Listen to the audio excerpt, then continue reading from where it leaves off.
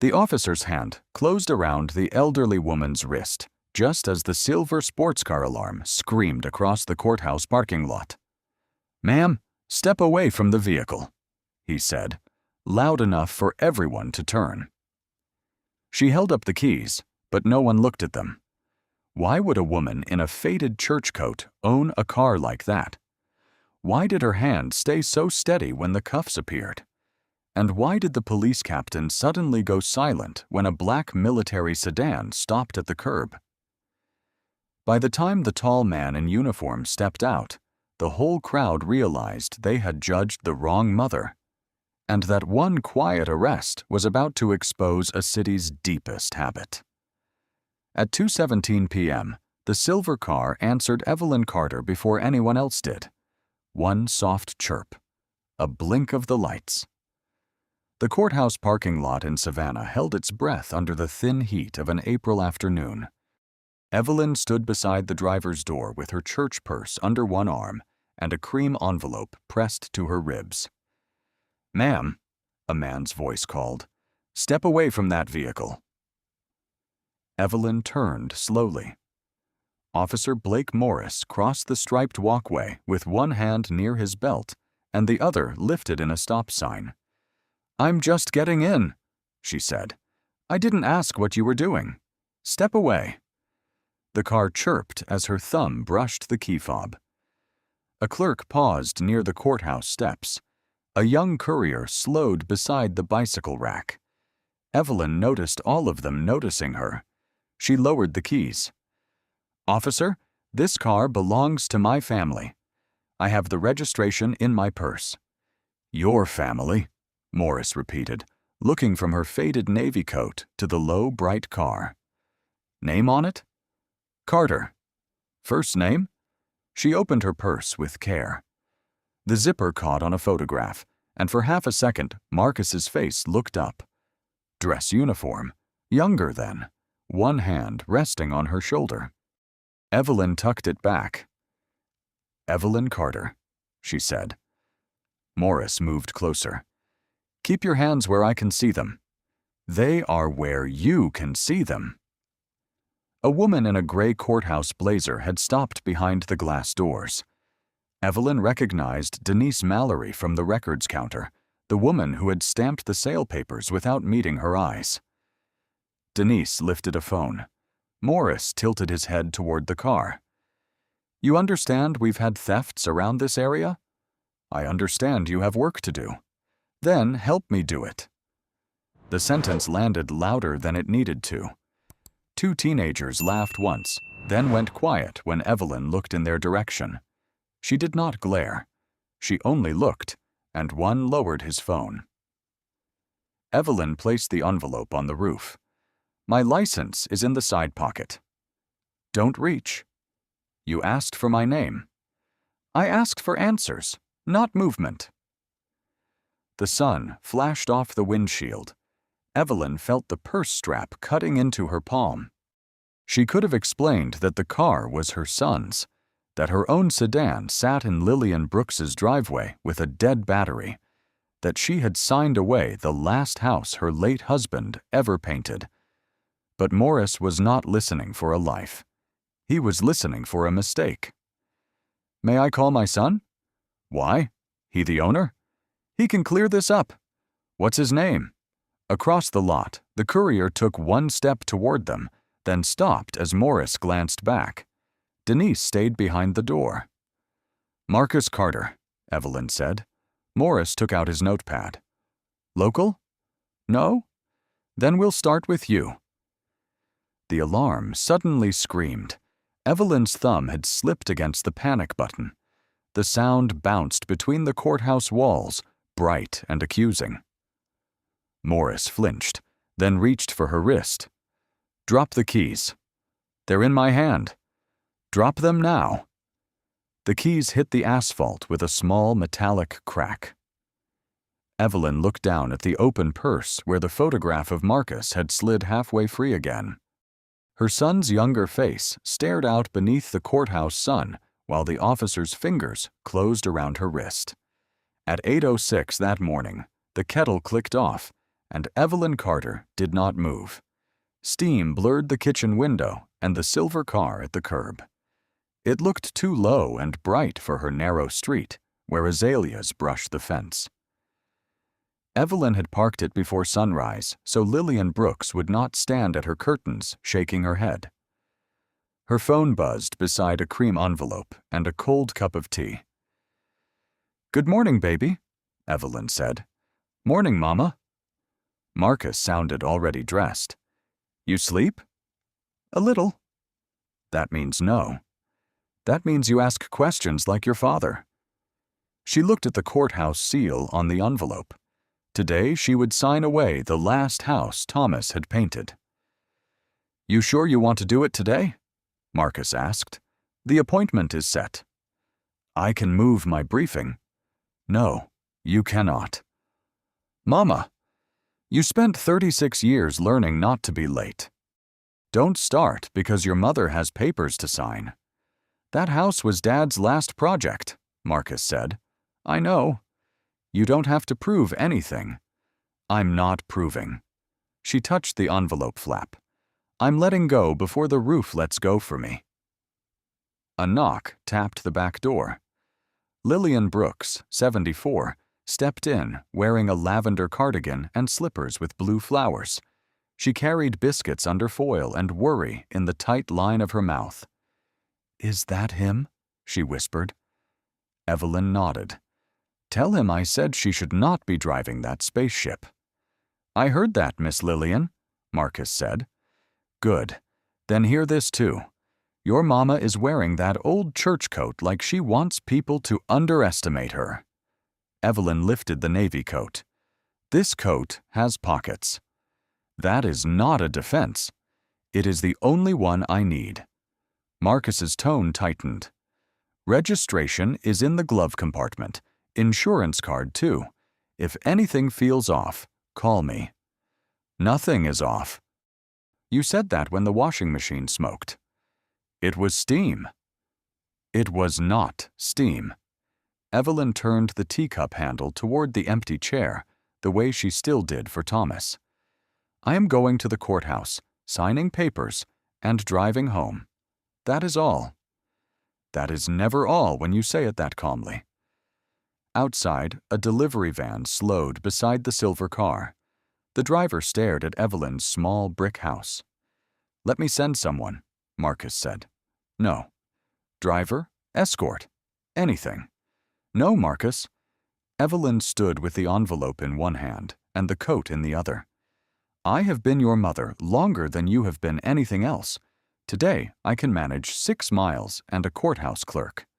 "Yes, ma'am," he said. Lillian looked away. Evelyn checked her purse. License, photograph, 2 peppermints, and the small brass key to the house she was leaving behind. "I'll call when I'm done." "Promise?" "I promise if you promise not to cancel your meeting." "I'll be there tonight." "Then you'll eat what I cook." "Yes, ma'am?" Lillian lifted the foil. "Good, because generals do not grow on air." Evelyn smiled, but it faded when the car chirped outside, one clean note in the warm street. She had not touched the keys. The delivery van was gone. Marcus heard the pause. "Mama?" "Nothing," she said. She slipped on the old coat and stepped into the Georgia morning while the untouched tea cooled behind her. By 10:40 a.m. Officer Blake Morris had rewritten the same line 3 times. Patrol presence maintained near courthouse entrance. The ink dug through the paper on maintained. It sounded weak. He crossed it out and wrote secured. Captain Harold Pike liked secured. It sounded like a door closing. "You still at the south lot?" Pike asked over the radio. Morris sat straighter. The patrol car smelled of hot vinyl and bitter coffee. "Yes, Captain. Light traffic. Nothing unusual." "That's the problem. We have donors, a judge's luncheon, and half the city walking through those doors. I don't want unusual after it happens." "Yes, sir." "And Morris." "Sir?" "Use your eyes today." The radio clicked dead. Morris looked at the steps. A man in a linen suit laughed into a phone. 2 clerks carried boxes. An elderly couple crossed under the oaks. Everyone seemed to belong somewhere except him. He opened his notebook again. South lot secured. A knock hit his window. Denise Mallory stood outside with a folder against her chest, her badge turned backward. 1 silver pin had slipped loose near her ear. Morris lowered the glass. Warm air rolled in with cut grass and exhaust. "You're watching the reserved spaces, right?" Denise asked. "I'm watching the lot." "There's a difference." "Something happen?" "Not yet. People have been wandering around the front rows, taking pictures by cars, pulling door handles." "Did someone report a theft?" "I'm reporting a pattern." "A pattern of people walking?" Denise's mouth tightened. "A pattern of people acting like this place is a bus station." Across the street, the light changed. A silver sports car turned onto the block, engine low and smooth. It signaled into the lot. Denise watched until the driver's door opened. An elderly black woman stepped out carefully, one hand on the roof, the other holding an old navy coat against the breeze. Flat black shoes, a repaired purse strap, a cream envelope under her arm. The car locked with one bright chirp. Denise's expression changed by an inch. "That one?" Morris asked. "I didn't say that." "You looked." "I noticed. There's a court sale office appointment at 11. Some people get confused about where to park." The woman paused beside the car to check the envelope. She looked up at the courthouse, not lost, not impressed. Then she walked toward the entrance with measured steps. Morris watched the silver car, then the coat. "She have a placard?" Denise blinked. "What?" "Reserved row." "It's not a disabled space. It's county business." "She may have county business." Denise gave a thin smile. "Officer, today is not the day to be generous." The sentence stayed after she left. Morris stepped out. Heat lifted from the asphalt through his boots. At the far corner, a young courier chained a bike and wiped sweat from his neck. Captain Pike emerged from the shadow of the columns. He saw Morris looking and gave a nod toward the lot. Not an order. Not on paper. Morris wrote the plate number in his notebook. The pen left a groove so deep the next blank page carried it too. At 11:03, Evelyn Carter disappeared through the glass doors, and the silver car sat alone in the sun like a question someone had already decided how to answer. The courthouse doors breathed cold air onto Evelyn's back as she stepped outside at 2:12 p.m. She paused beneath the overhang with the cream envelope pressed to her ribs. Inside were stamped pages and the brass key to the house she had just let go. The lot smelled of warm tar. The silver car waited in the first row, throwing sunlight back at her. Evelyn crossed the striped walkway and pressed the key fob. One soft chirp. "Ma'am." She turned before touching the handle. Officer Blake Morris came from the left, not running, not relaxed. His shadow reached her shoes before he did. "Step away from that vehicle." "This vehicle is mine to drive," Evelyn said. "I said step away."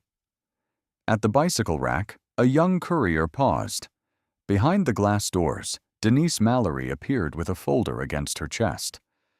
"My registration and insurance are in the glove compartment," Evelyn said. "My license is in my purse." "Don't reach." "I haven't." Morris stopped close enough for her to smell coffee. His eyes moved over her faded coat and mended purse strap. "You opening this car?" "I'm going home." "In this?" Evelyn placed the envelope on the roof. "Yes." Morris took out his notebook. Full name: Evelyn Ruth Carter. Address. She gave it. The numbers sounded private outside. Date of birth. She gave that too. Someone's phone clicked. The courier stepped forward. "Officer, I saw her unlock it." Morris turned. "Sir, stay back." "I'm just saying—" "Stay back." Evelyn looked at him once. "May I retrieve the documents?" "No?" "Then how would you like me to show them?" "I would like you to answer my questions." "I have been." Denise opened the door an inch. "Everything all right?" "Routine check," Morris said. "It is not routine," Evelyn said. "You are asking me to prove what you have not checked." Shoes shifted on hot asphalt. "Ma'am, you don't get to tell me how to conduct an investigation. I'm asking how one begins. With cooperation. I have offered it. Then put the keys on the ground." The keys sat in Evelyn's palm, bright and small. "Officer, if I place them down, the car may lock." "Put them down." Evelyn bent slowly. Her knee stiffened. The purse strap bit the skin between her fingers. She set the keys beside the front tire and straightened without touching the car. "No one needs to record this," Morris said. No one lowered a phone. "May I call my son?" Evelyn asked. "Not yet." "He can confirm everything." "People always have someone who can confirm everything." She reached for the envelope on the roof. Morris moved faster. "These are court papers." "Step back." "My husband's house is in this envelope." Captain Harold Pike's voice came from the courthouse steps. "What do we have?" Morris straightened. "Possible unauthorized access to a high-value vehicle." Pike did not ask Evelyn her name. He did not look at the keys by the tire. "Secure the scene," Pike said. Evelyn looked past him. Denise still stood behind the glass. The alarm screamed. It tore out of the silver car because Evelyn's thumb brushed the panic button when Morris pushed her hand away from the envelope. Morris grabbed her wrist. "Hands where I can see them." "They are where you put them," Evelyn said. "This car isn't yours," Morris said. The alarm died with one last wounded chirp. The lot heard only the ticking engine and the scrape of Evelyn's shoes. "My name is on the authorization," she said. "Then show it." "You told me not to reach." Captain Pike stood behind Morris. Phones had risen in small squares of glass. Denise Mallory remained behind the courthouse door. Evelyn nodded toward the cream envelope on the roof. "There is a copy inside." Pike looked at Morris. "Open it." Morris pulled out the stamped sale papers, the receipt, the clerk's note. The authorization page was not there. "The notary kept one page," Evelyn said. "She was making a copy." Morris looked up. "Convenient." "It is a mistake." "A mistake is parking in the wrong row." The courier by the bike rack raised his hand.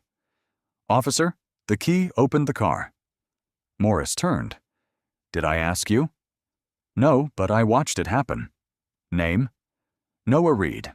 I deliver filings." "Then deliver them." Noah looked at the keys by the front tire and stayed where he was. Pike glanced through the car window. "Registration." "Glove compartment," Evelyn said. Morris laughed once. "That's where people keep it when they break into cars, too." Someone whispered, "She's old." Evelyn kept her voice low. "You have my license information. You have the key. You have a witness. Open it, and this will end." Morris picked up the keys. "You want me to enter a vehicle I don't know you own?" "I want you to verify before you decide." "That isn't how this works." "How does it work?" Pike answered, "It works when everyone follows instructions." "I have followed every instruction." A leaf stopped against Morris's boot. He held out his hand. "Purse." "No." "My license is in it," Evelyn said. "My house key is in it. A photograph is in it. You may look while I hold it open." "You don't set conditions." "I set care for what belongs to me." Pike's face hardened. "Ma'am, we can do this here or at the station." "May I call my son now?" "Later," Morris said. He will answer. Then he can meet you at the station. Noah stepped forward. Captain, I can run to the records desk. Pike looked at him. You interfere again. I'll have you removed. Noah stopped. Morris took Evelyn's purse. The strap slid over her fingers. He opened it. A peppermint rolled onto the pavement. Then the photograph slipped out. It landed face up beside the keys. Marcus in uniform, his hand on Evelyn's shoulder. Morris glanced down and smiled without warmth. Family military photo, he said. Everybody has one. Evelyn bent slowly, but Pike's voice cut through. Leave it. She froze halfway, one hand hovering over her son's face. Morris closed the purse. Until we confirm ownership, you are not accessing this vehicle. It is my son's car. He gave me permission. Name again? Marcus Carter. Morris wrote it. And what does Marcus do? Evelyn looked at the photograph on the asphalt. A passing cloud dimmed the silver hood. He serves, she said. Pike gave Morris a shake of his head. Detain her pending verification, Pike said. Evelyn straightened, leaving the photograph where it was, and the paper face of her son stared up from the hot ground while Morris reached for his cuffs. Camilla Torres did not raise her phone at first. She stood near the courthouse steps with a press badge inside her jacket and a paper cup sweating against her fingers. She had come for a zoning hearing, not for an old woman beside a silver car. It looked like a parking dispute. Then Morris said, "Hands behind your back." The cup softened in Camilla's grip. Across the lot, Noah Reed stepped forward. "Officer, please, she didn't—" "Back up," Morris snapped. Evelyn turned her head toward Noah. "Don't make yourself the next person he stops." The sentence was not loud. That made it worse. Camilla's thumb hovered above the red record button. Her screen showed Evelyn in the center, small and straight in her faded coat. Morris filled the left edge, Pike the right. Behind the glass, Denise watched with one hand over her mouth. "Ma'am, you are being detained until ownership can be verified," Morris said. "You had the keys," Evelyn answered. "We have keys." "You had the witness." "We have a man with an opinion." "You had my name." Morris reached for her arm. "Turn around."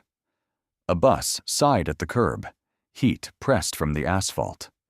Somewhere inside the courthouse, a door slammed. Camilla hit record. The phone made a click. Evelyn heard it. Her eyes found Camilla.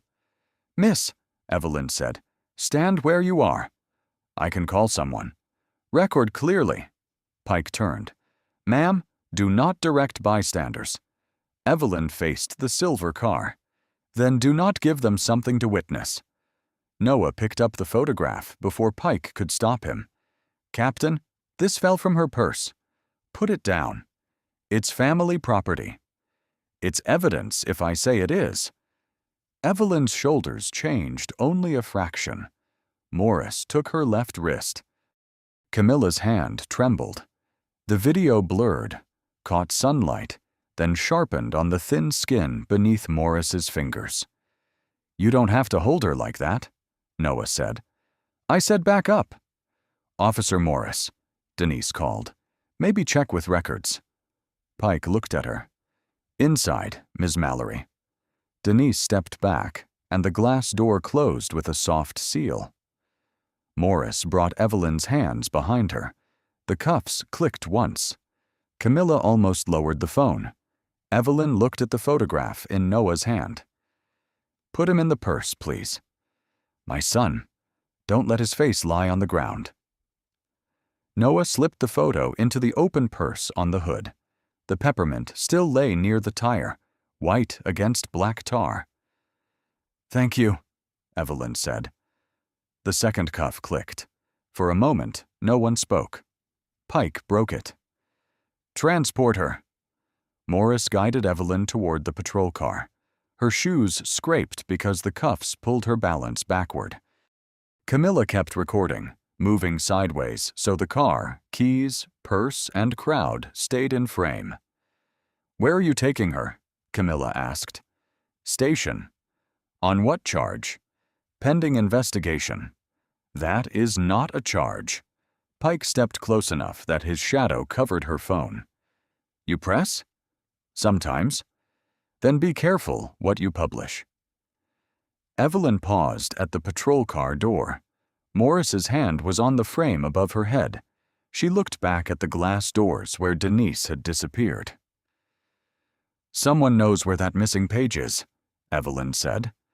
The door closed before anyone answered. The metal clicked before Evelyn could lower herself in the patrol car. Morris turned her beside the open rear door, one hand on her elbow, the other testing the cuffs like a lock. Heat lifted from the asphalt. The crowd formed a loose crescent, close enough to watch, far enough to pretend they were waiting for traffic to clear. "Careful with her shoulder," Noah said. "Your help has been noted," Morris answered. "It hasn't been used." Pike stepped between them. "Move along." Noah held Evelyn's purse with the photograph tucked inside where she had asked. "This belongs to her. It goes with her property." "Then let me hand it to her." "No." Evelyn turned her head. "Mr. Reed, you have done enough for one afternoon." Camilla's phone stayed raised. Its lens caught the peppermint near the tire. Morris guided Evelyn into the back seat. The vinyl burned through her coat. Her knees touched the partition. The cuffs pulled her wrists against the small of her back. "Too tight?" Morris asked. "Would the answer change anything?" The door shut. The photograph was no longer in her sight, and that made the car feel smaller. Pike leaned toward the front window. "Side entrance. No lobby parade." "Captain," Morris said. "The car?" "Impound request. Pending verification." Evelyn leaned forward. "That car is not a trophy," she said. "It is transportation." Pike gave Morris a thin look. "Let's go." The cruiser rolled out. Evelyn watched the courthouse slide away. Columns, oak branches, Denise's gray shape behind the door. No one opened it. At the red light, Morris tapped the wheel. "You could have made this easier," he said. "I was alone when you raised your voice." Their eyes met in the mirror. He looked away first. The station entrance smelled of bleach and wet paper. A desk officer opened the door and saw the cuffs before he saw Evelyn's face. "Need a chair?" he asked. "She can walk," Morris said. Evelyn stepped out. Her left shoe caught on the curb. Morris steadied her. Inside, fluorescent light flattened every color. Her purse was set on a plastic tray beyond her reach. "My documents?" she said. "Property inventory," the desk officer replied. "My son's photograph is in there." Morris signed a form. "It'll be logged." Evelyn watched the tray move behind the counter. The photograph disappeared under a clipboard. A small thing. A whole room. Sergeant Paula Grant came from the records hallway. She stopped when she saw Evelyn's wrists. "Why is she cuffed in intake?" "Vehicle access investigation," Morris said. Grant looked at Pike. "Charge?" "Pending." "That's not a box on the form." Pike's voice dropped. "Then find the closest one." Grant did not move. Evelyn lifted her hands. "Sergeant, may I sit with my back to wall?" Grant's eyes flicked to the cuffs. "Uncuff her from behind. Now." Morris waited for Pike. Pike nodded after making everyone notice the weight. When the metal opened, Evelyn's wrists did not move at first. Pale rings marked the skin. She folded her hands in front of her and did not rub them. Grant pulled a chair. "Mrs. Carter," she said, "we'll sort this out." Evelyn sat straight, eyes on the tray. "Please sort it before my son's face gets buried under any more paper," she said. The desk phone blinked 3 times before anyone touched it. Evelyn sat with her back to the station wall, hands folded on her knees, her wrists still holding the shape of the cuffs. The chair was plastic and too low. Cold air blew from a vent above the counter, smelling of dust and old coffee. Sergeant Paula Grant set a paper cup of water beside her. "Drink slowly." "Thank you." Morris fed Evelyn's license through the scanner, as if the machine might confess for her. Pike had shut himself inside the glass office, speaking into a phone with one hand flat on his desk. Evelyn looked at the counter. "Sergeant, I would like to make my call now." Grant glanced toward Pike's office. "I'm working on it." "That was not my question." Grant picked up the receiver. Pike opened his door. "Not yet." Grant held the phone in her hand. "Captain, she's been processed as detained. No charge entered. She gets a call after we verify. Verification is what the call is for." Pike stepped closer. "Don't make this bigger because you want clean paperwork." Evelyn watched Grant grip the cord. At 3:09 p.m., 40 miles away, Marcus Carter placed his phone face down beside a sealed folder. Around him, uniforms and aides spoke in clipped phrases. A projector hummed. The room smelled of polished wood and rain. His screen lit silently. Lillian Brooks. Then again. Marcus waited until the third missed call. He read the message under the table. Evelyn never called. Car gone from curb. Courthouse won't answer me. He stood. A colonel whispered, "General?" Marcus buttoned his jacket. "I need 10 minutes." Back at the station, Noah Reed sat on a hallway bench with a folded authorization in his lap. "I have the page they said was missing," he told the desk officer. The officer did not look up. "Wait there. I've been waiting." "Then you're good at it." Noah stood. "Sergeant Grant." Morris stepped between them. "Sit down." "No. The notary sent me back with this. Her name is on it. The car is authorized." Morris held out his hand. "I'll take it." Noah pulled the paper back. "I'd rather give it to the sergeant." Grant walked over. Noah handed her the document.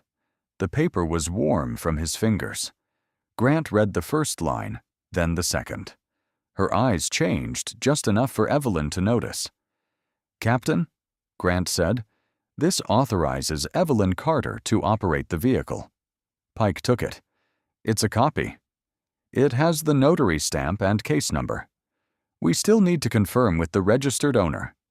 Evelyn rose carefully. "Then let me call him." Pike looked at the blinking phone. "Sit down, Mrs. Carter."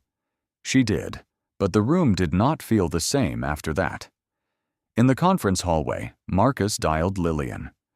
"She went to the courthouse," Lillian said before hello. "She was supposed to call me by noon." "Did she say anything before she left?" "She said nothing was off." Then she paused. "What kind of pause?" "The kind your mother uses when she does not want someone to worry." At the station, the desk phone blinked again. Grant reached for it. Pike said, "Sergeant." This time she answered anyway. "Savannah Metro, Sergeant Grant." She listened, then looked toward Evelyn. "Yes, sir," she said carefully.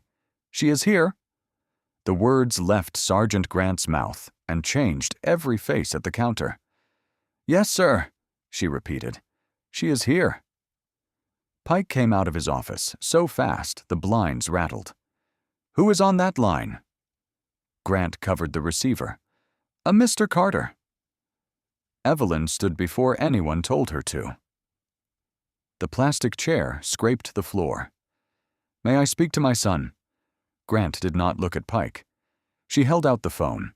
Pike reached for it. "Sergeant." "She requested her call," Grant said. Evelyn took the receiver with both hands. The cord was twisted tight, warm from the sergeant's palm. "Marcus? Mama." His voice was low, but the room seemed to hear it. "Are you hurt?" "No." "Are you sure?" "I am standing." "That is not the same thing." Evelyn turned her marked wrists inward. I am standing. Morris stopped typing. Noah leaned forward. Pike's jaw shifted as if he were chewing a seed. Marcus said, I saw a video. Evelyn closed her eyes. Then you saw more than I wanted you to see. Who refused your call? Do not start there. I have to start somewhere. Start by breathing. On the other end, voices faded. Evelyn pictured him in a corridor, fingers at the bridge of his nose. A sound rose in the lobby, not a siren. Phones. Devices vibrated on desks and in pockets. The desk officer read his screen, then looked at Evelyn as if she had become taller.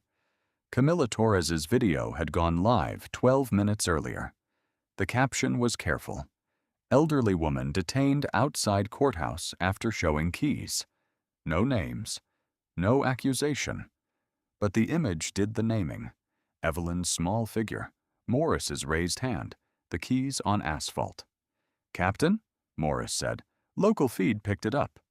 Pike snapped. Do not discuss department business in the lobby. Marcus, Evelyn said. Someone filmed. I know. Do not let anger drive the car. I'm not driving. That was when she understood. Marcus, I'm already on my way. You have a briefing. I left it. You taught me which rooms matter. For the first time all afternoon, Evelyn had no answer ready. Grant slid a form toward Morris. Update the detention status. Pike turned from the ringing phone. No one updates anything until I review the file. There is no charge, Grant said. There is an investigation. Based on what facts? Morris looked at Pike. Captain, she did have the key. Pike stared at him. Noah rose from the bench. And the authorization. Sit down, Pike said. No, Noah answered. I sat while the paper was ignored. I'm done sitting. The lobby door opened. Humid air carried in the smell of wet pavement. A young officer hurried inside with his phone. Captain, the courthouse administrator wants to know if we have body cam footage. Pike's face lost color. Who asked him? The officer looked at his screen.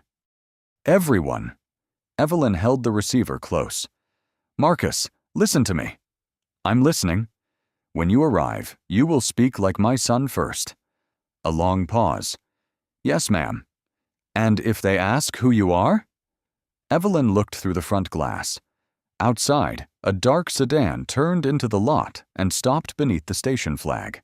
Its doors did not open yet. She handed the phone back to Grant. Then, Evelyn said, you may tell them the truth. The dark sedan did not move for a minute. From the lobby window, Evelyn watched its windshield hold the station flag. Rain tapped the glass. No one inside spoke with the same voice they had used 10 minutes before. Captain Pike pointed at Morris. Get the file complete. With what charge? Grant asked. With the facts we have. That's exactly the problem. Pike turned on her. Sergeant, remember your position. Grant laid Noah's authorization page beside Evelyn's license. I am. Noah stood near the bench. The original page was in the scanner tray. The notary can email it. Morris reached for the paper. Noah pulled it back. Sergeant first. Grant read under the desk lamp. Registered owner grants temporary use to Evelyn Carter for courthouse appointment. A spot of tar clung to Evelyn's left shoe. Pike snatched the page. Temporary use doesn't prove she got the keys properly. Morris glanced at him.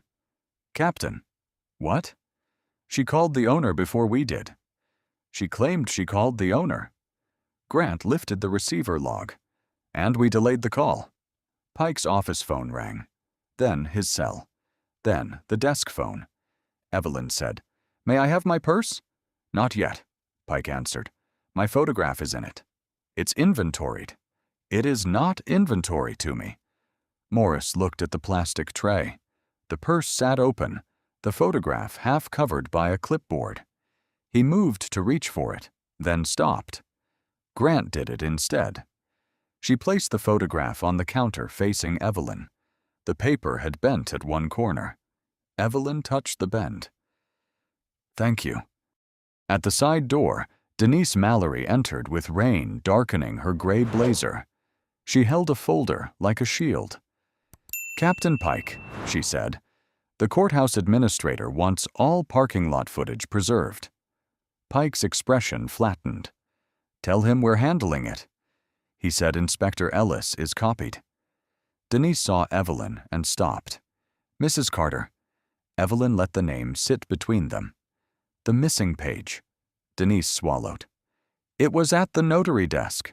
We found it after you left." "After I was taken?" "Yes." "Did you tell them?" "I tried to call the lot office."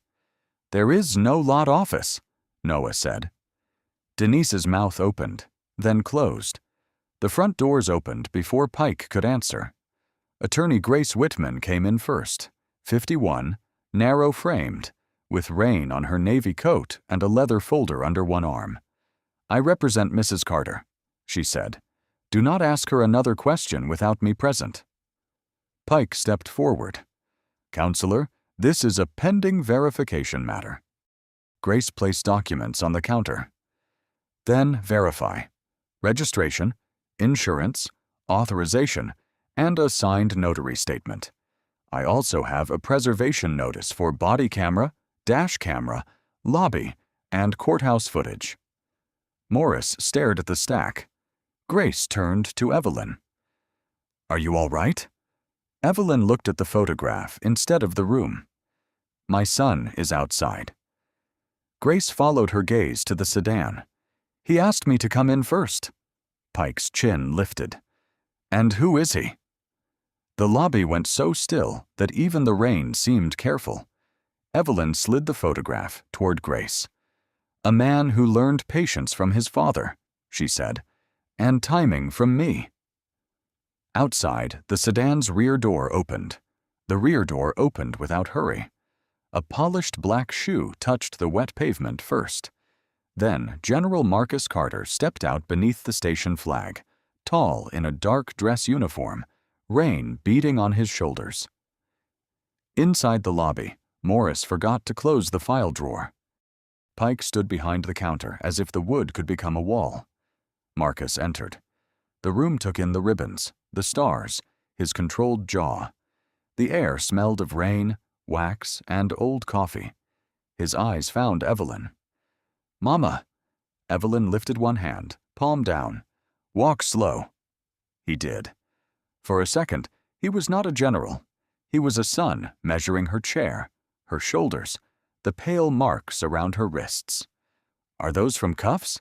he asked. They opened. "That is not what I asked."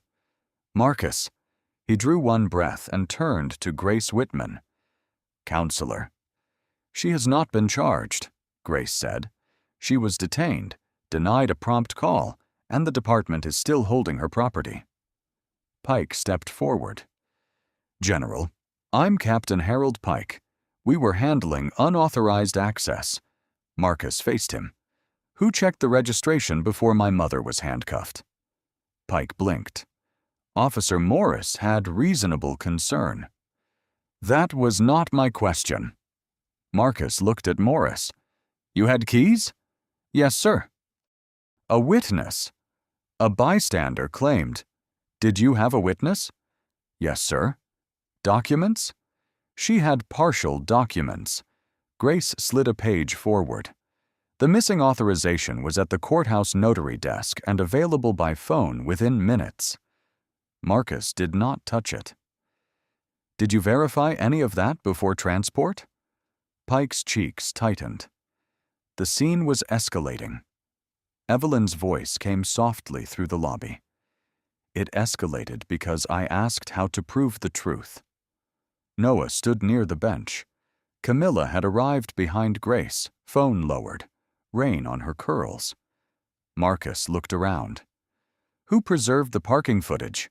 Denise answered too quickly. "The administrator requested it." "That is not an answer." Inspector Raymond Ellis entered from the rear corridor, 60, broad-shouldered, in a plain charcoal suit. "I did," Ellis said. Courthouse cameras, lobby cameras, body cameras, dash footage, all locked as of 3:42 p.m. Pike turned. "Inspector, this is premature." Ellis opened a folder. "Premature ended in the parking lot." Marcus's gaze stayed on Pike. "Release her property." Pike hesitated. Evelyn stood. "Marcus." He looked back. "Ask," she said. "Do not order." Marcus nodded once. "Captain Pike, please release my mother's property." Grant lifted the purse before Pike answered and placed it in Evelyn's hands. She checked the photograph first. Its bent corner remained. Evelyn put the photo away. "Officer Morris." He looked up. "When you saw his uniform in that picture, you smiled." The lobby froze around the small sentence. Morris's voice came out rough. "Ma'am, I didn't know." "No," Evelyn said. "You knew enough to dismiss it." Ellis turned to Pike. "Interview room. Everyone who touched this stop. Every document. Every delay." Marcus stepped beside Evelyn. "Mama, are you ready to go?" She looked toward the hallway where the interview rooms waited. "Not yet," she said. "First, I want to hear who signed the line that kept me here." The review room was colder than the lobby. A square monitor sat on a metal table, paused on the courthouse lot at 2:13 p.m. Evelyn stood beside the silver car under the glare. Her keys were lifted between two fingers. Morris faced her with his notebook. Inspector Ellis shut the door. "No one leaves until I know what happened before transport." Pike folded his arms. "Inspector, I object to the tone." "You can object in your statement." Marcus stood behind Evelyn's chair. Grace set her folder down. Grant waited by the wall with a flash drive. Ellis nodded to the technician. "Play it." The video moved without sound. Evelyn pressed the key fob. The lights flashed. She stepped toward the driver's door. Grant said, "There. The vehicle responded before Officer Morris made contact." Morris stared at the screen. "I couldn't see that angle." "You were closer than the camera," Noah said. Pike turned. "Why is he in here?" "Because he brought the document," Ellis said. On the screen, Morris approached. Evelyn's hand stayed visible. Her purse did not open until he demanded identification. She placed the envelope on the roof. Ellis paused the image. The cursor rested on Evelyn's raised keys. "Miss Mallory, what did you see?" Denise touched the loose pin near her ear. "I saw her holding keys." "Did you tell Captain Pike?" "I said records should check." "That is not what I asked." Her throat moved. "No." Evelyn looked down at her hands. The marks on her wrists had faded. Ellis resumed the footage. The alarm flared silently. Morris grabbed Evelyn's wrist. Noah stepped forward. Morris whispered, "I thought she hit the panic button on purpose." Evelyn answered without looking at him. "My thumb slipped because you moved my hand." The technician switched to body camera footage. Sound filled the room. The alarm, Morris's command, keys scraping asphalt, Evelyn saying, "My husband's house is in this envelope." Ellis paused again. "Captain Pike, what fact supported detention?" Pike leaned forward. "High-value vehicle, incomplete documents, unknown ownership, public disturbance." The disturbance came after contact. It was still a disturbance. Marcus spoke quietly. "You are describing the noise, not the reason." Pike looked away first. Grant placed the flash drive on the table. "Mrs. Carter requested a phone call at intake. It was delayed by command instruction." Ellis took it. "Whose instruction?" Grant looked at Pike. No one asked again. Denise pressed a hand to her mouth. "I should have walked out." Evelyn lifted her eyes. "Yes." The word had no sharp edge. That made Denise lower her head. On the monitor, The cursor still rested near the raised keys, a small white arrow over proof visible from the beginning. Ellis closed the folder. Every recording stays sealed. Every report gets amended. Captain Pike, until this review is complete, you will not contact courthouse staff or witnesses. Pike's chair scraped back. You're treating me like I'm the suspect. Ellis looked at the screen. No, I'm treating the facts like they matter. Evelyn touched the bent photograph in her purse before standing. Then start with the first fact, she said, looking at the paused image of her own hand. I had the keys. The hearing room had been a storage office. The boxes were gone, but cardboard dust clung to the corners. At the far table sat 3 city officials, Inspector Ellis and Judge Marion Cole, 63, silver haircut close. Evelyn sat between Marcus and Grace Whitman. Marcus had left his uniform jacket in the car. He wore a plain, dark suit, yet the room still treated him as if the stars were on his shoulders. Judge Cole adjusted the microphone. It gave a soft pop. Mrs. Carter, this is an administrative review. You may speak only if you choose. Evelyn touched the table edge. I choose to listen first. Morris sat across from her with both hands hidden beneath the table. Pike sat beside him, tied tight at the collar. Denise held an unopened folder. Inspector Ellis began. Initial contact at 2:13. Detention at 2:21. Arrival at station at 2:36. First verification at 3:18. Judge Cole looked over her glasses. And the keys? Ellis clicked the remote. Evelyn's raised hand appeared on the screen. At initial contact. Morris cleared his throat. I believed the circumstances required caution. Grace leaned toward her microphone. Caution is not custody. I didn't arrest her. Judge Cole asked, Did she run? No. Refuse identification? No. Threaten anyone? No. The air conditioner hummed. Noah stepped to the microphone. I saw the car unlock. I told them. Were you heard? Ellis asked. Noah looked at Morris, then Pike. I was answered. That isn't the same. Camilla followed. I started recording late. At first I thought someone else would stop it. Judge Cole lifted her pen. Someone else? Anyone with more courage than me. Denise lowered her eyes. When her turn came, her words shook. Mrs. Carter had an appointment. I could have confirmed it. Why didn't you? Ellis asked. Because Captain Pike said it was being handled. Pike leaned forward. That is not accurate. Denise opened the folder. One paper trembled in her hand. I found the missing page at 2:28. I called no one directly. I told myself a message was enough.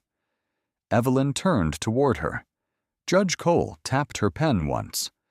Mrs. Carter, do you wish to respond? The microphone caught a small breath. I taught children to read music for 39 years, Evelyn said. The first lesson was always the same. Before you play louder, find the note. No one moved. That afternoon, everyone played louder. Officer Morris saw a car before he saw a key. Captain Pike saw a crowd before he saw a person. Ms. Mallory saw a mistake before she decided it belonged to her. My son came. My lawyer came. A journalist recorded. A courier waited with the paper you needed. That is why I am sitting here instead of wondering how to make strangers believe my own name. The microphone held her quiet breathing. What happens to the person whose son is not known? Whose witness has to leave for work? Whose hands shake too much to sound calm? Morris looked down. Pike did not. Evelyn slid the bent photograph from her purse and folded it under her palm. I do not want apologies if the next old woman still has to be rescued by someone important. Judge Cole removed her glasses. Then we will move from apology to remedy. Outside, camera shutters clicked through the closed door. The remedy began with a ballpoint pen that would not write. Judge Marion Cole shook it once over the policy draft, then set it down. No one laughed. The room smelled of cardboard dust and old coffee. Outside, cameras clicked whenever a shadow crossed glass. Evelyn sat with her purse in her lap. Marcus stood behind her chair. Deputy Mayor Alan Pierce cleared his throat. "Mrs. Carter, the city is prepared to issue a formal apology." Evelyn looked at the draft. "Prepared by whom?" "My office." "For whom?" Pierce blinked. "For you." "No," she said. "Who is it written to protect?" "The language acknowledges confusion." Confusion did not put metal on my wrists. Officer Morris sat at the end of the table, out of uniform. Pike was not there. He had been escorted after refusing to amend his statement. Judge Cole slid the apology aside. Mrs. Carter asked for remedy. "Inspector Ellis, read the changes." Ellis opened a folder. "Effective immediately. No custodial detention for vehicle access disputes without documented verification steps, unless there is a safety concern." Evelyn asked, "Documented how?" "Body camera narration, dispatch log, supervisor review." Marcus spoke for the first time. "Before cuffs." Ellis nodded. "Before cuffs." Grant lowered her eyes to her notebook. Ellis continued. "Courthouse parking incidents involving elderly or disabled citizens require de-escalation contact and records check before transport. Exterior footage must be preserved when detention begins." Denise Mallory raised a hand. "What about staff who observe something and do nothing?" Judge Cole said, "Say what you mean." Denise swallowed. "What I did." Evelyn watched her twist the folder edge. "Then write that down too." Pierce leaned forward. "We can add a duty to report clause." "No," Evelyn said. "Intervene through proper channels. A call with a name. A time. A person who must answer." Grace added, "And consequences when they do not." The second pen scratched across the page. The sound was stubborn. Pierce said, "A community group suggested calling it the Carter Rule." Marcus looked at his mother. Evelyn took the pen, but she did not sign. She watched the black tip hover above her own name. "No?" Pierce frowned. "It would honor what happened." "It would make the rule sound special," Evelyn said, "like protection arrives only when a name matters." "What would you call it?" Judge Cole asked. Evelyn placed the pen on the first line. "The first fact rule." No one spoke. Before suspicion becomes a story, find the first fact, the key, the document, the witness, the call that should have been made. She signed slowly. The pen moved over paper with a small, dry rasp. Marcus watched her hand, not the room. When she finished, the signature sat steady beneath the new title. Grant stepped forward.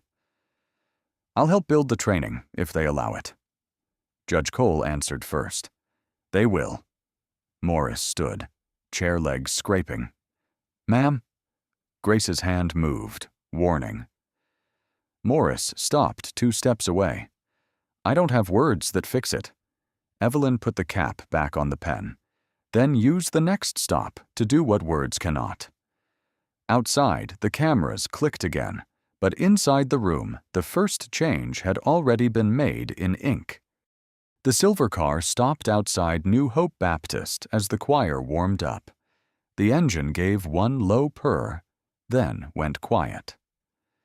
Morning sun lay across the church steps, and the old navy coat rested on the back seat where Evelyn had folded it herself. She kept it because cloth remembered what people tried to forget. Marcus sat beside her in a plain gray suit. "You want me to come in first?" "I have opened church doors longer than you have opened briefing rooms." "Yes, ma'am." The photograph in her purse had been pressed flat again, but the bent corner remained. In the fellowship hall, children practiced scales on an upright piano. Evelyn corrected a little girl's wrist, then passed out peppermints from the same purse that had sat in a station tray. Near the door, Sergeant Paula Grant pinned a flyer to the bulletin board. Know your rights during civil stops. First Fact Community Session, Saturday, 10 a.m. You spelled courteous wrong, Evelyn said. Grant sighed. I knew you'd find something. I taught fourth graders. You never stood a chance. Required officer attendance starts Monday, Grant said. Required is a start. Willing is the work. That morning, the city released its first public report. It listed delays, stops without documented verification, and supervisors who approved incomplete files. Morris had accepted suspension, retraining, and transfer away from courthouse duty. His apology arrived in a white envelope, 6 careful sentences, no excuses. Evelyn read it once and placed it with paid bills. Captain Pike's name appeared under pending disciplinary separation and referral for records interference. Denise Mallory had stepped down from intake authority and now worked in records under supervision. On her first week there, she called Evelyn herself. I should have called that day, Denise said. Yes, Evelyn answered. There was nothing else to add. After service, Marcus found his mother beside the silver car. Rain clouds gathered over Savannah. The churchyard smelled of cut grass and warm bread. You were quiet during the hymn, Evelyn said. I was listening. You always say that when you're carrying something. Marcus opened the passenger door but did not get in. I've been in rooms where people planned for the worst. I understand those rooms. Evelyn waited. That parking lot scared me more. Because you could not command it? She asked. Because I almost lost you to ordinary men doing ordinary paperwork badly. Evelyn looked toward the steps. Grant was helping Lillian Brooks with flyers. Noah Reed carried printed guides. Camilla Torres stood near the gate, interviewing no one, just watching. You did not lose me, Evelyn said. No, but you saw how easy it was. She touched his sleeve. Then help make it harder. When they drove home, Evelyn took the longer road past the courthouse. The parking lot had new signs now. Verify before detaining. Document the first fact. Calls must be logged. They were not beautiful. They were necessary. At the red light, Evelyn took 1 peppermint from her purse and placed it in Marcus's palm. For patience, she said. I thought I learned that from you. You are still enrolled. The light changed. The silver car moved past the courthouse, past the place where keys had once hit asphalt. On the back seat, the old coat held the sunlight without shame. If this story stayed with you, share your thoughts in the comments. Have you ever seen someone judged before anyone asked for the first fact? Tell us what happened and what should have been done differently. Share this story with someone who believes dignity should never depend on status, money, age, or who arrives to defend you. Subscribe for more stories about justice, quiet strength, and the kind of change that begins when one person refuses to look away. Your voice helps these stories reach people who still believe fairness is worth fighting for.